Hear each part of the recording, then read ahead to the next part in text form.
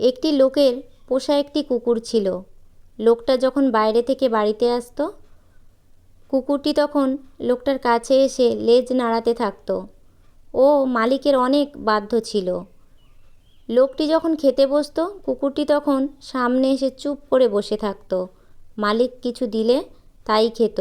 একদিন দুপুরবেলায় যখন লোকটি খেতে বসলো, কুকুরটি তখন বরাবরের মতো লোকটির সামনে এসে বসলো আর লেজ নাড়িয়ে নাড়িয়ে মালিকের খাওয়া দেখছিল। লোকটি অনেকক্ষণ ধরে কুকুরটিকে খেতে দিচ্ছিল না। এক পর্যায়ে কুকুরটি তার অবস্থান ছেড়ে মালিকের কাছাকাছি চলে গেল। মালিক যদি কিছু খেতে দেয় সেই আশায়, কিন্তু লোকটির মাথায় তখন বিভিন্ন টেনশন কাজ করছিল আর ভিতরে ভিতরে অনেক রাগ কাজ করছিল। কুকুরটি যখন খাওয়ার জন্য লোকটির কাছে গিয়ে মুখ বাড়িয়ে দিল, তখন লোকটি উত্তেজিত হয়ে তার ভিতরে জমে থাকা সব রাগ কুকুরটির উপরে ঝাড়ল। কুকুরটাকে লোকটা ইচ্ছে মতো মারল। অবলা কুকুর আর কি করবে, মাথা নিচু করে মালিকের মার খেলো এবং ঘর ছেড়ে বাইরে বেরিয়ে এসে উঠোনের এক কোণে মাথা নিচু করে শুয়ে থাকলো।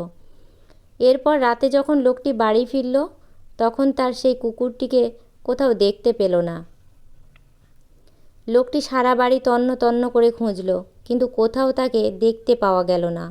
তখন লোকটি আফসোস করতে লাগলো, কুকুরটিকে এভাবে মারা আমার ঠিক হয়নি।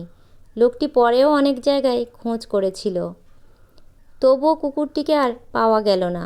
প্রায় 3-4 মাস পর লোকটি অন্য গ্রামের রাস্তা দিয়ে হেঁটে যাচ্ছিল।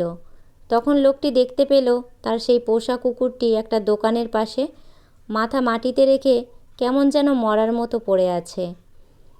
তখন লোকটি দৌড়ে গেল কুকুরটার কাছে। কুকুরটাও তখন লেজ নাড়তে নাড়তে ক্ষমা চাওয়ার ভঙ্গিতে পায়ের ধারে শুয়ে পড়ল। পাশের দোকানদারটা জিজ্ঞেস করল, ভাই, কুকুরটা কি তোমার? লোকটি বলল, হ্যাঁ, কুকুরটা আমার। তখন দোকানদার লোকটিকে বলল, ভাই, এত কুকুর দেখেছি যারা খেতে না দিলে চুরি করে খায়, আর এই কুকুরটা 3 মাস ধরে আমার দোকানের পাশে থাকে। আমি যদি কিছু দিই তাহলেই খায়, তা না হলে এইভাবেই সে শুয়ে থাকে। লোকটি তখন 2 হাতে ধরে কুকুরটাকে কোলে তুলে নিল এবং কাঁদতে থাকলো। যে তোমাকে পছন্দ করবে সে তোমার সব অবস্থাতেই পছন্দ করবে। তোমার সেজেগুজে পারফেক্ট হওয়া চেহারা আর ঘুম থেকে ওঠা তৈলাক্ত চেহারা দুটোই তার কাছে সমান।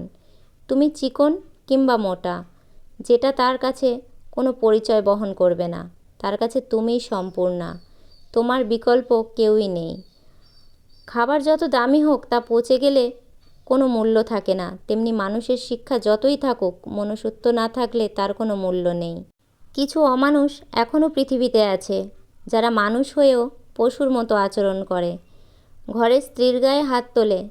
ভাই, এটাই ভুলে যাচ্ছেন, আপনি অসুস্থ হলে 2 দিন শুয়ে থাকলে আপনার স্ত্রী কিন্তু দেখভাল করবে। তখন কিন্তু আর কেউ আপনার পাশে থাকবে না। আর তখন যদি সে অবহেলা করে তখন আপনার কেমন লাগবে, এখন থেকে সেটা একটু অনুভব করুন। সময় কিন্তু সব সময় এক থাকে না, এটা মাথায় রাখবেন। পাপ কিন্তু বাপকেও ছাড়ে না। ভিডিওটা ভালো লাগলে একটা লাইক দেবেন, শেয়ার করবেন আর সাবস্ক্রাইব করে আমার এই ছোট্ট চ্যানেলের পাশে থাকবেন। সবাই সুস্থ থাকবেন, ভালো থাকবেন। ধন্যবাদ।